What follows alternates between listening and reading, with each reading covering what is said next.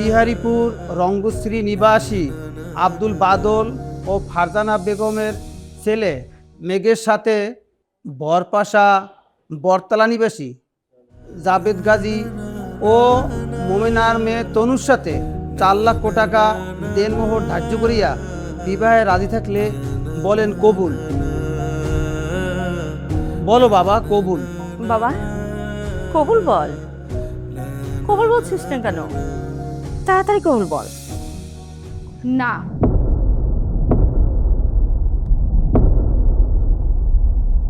কাজী সাহেব, বিয়েটা সামান্য এই কাগজ কলমের চুক্তি না। মানুষটা আমাকে পাগলের মতো ভালোবাসে, আর সে আজকে অন্য কাউকে বিয়ে করে সুখী হতে পারবে তো?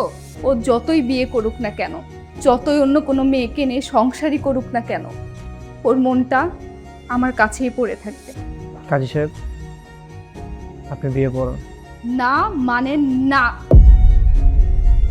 মেঘ, মেয়েটা কে রে?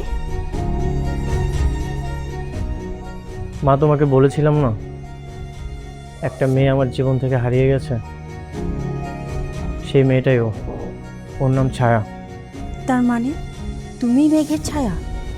হ্যাঁ, তোমার বিয়ে আমার সঙ্গেই হবে। আমি হয়তো আগের সময়টা আর ফেরত পাবো না, কিন্তু আমার জীবনের সবচেয়ে বড় ওই সময় কি প্রাপ্তি ছিল জানো তুমি? সেটা হলে তুমি মেঘ। আমি কি আবার নতুন করে তোমার সাথে শুরু করতে পারি না? আমি তোমাকেই ভালোবাসি, আর আমার জীবনে তোমাকেই লাগবে।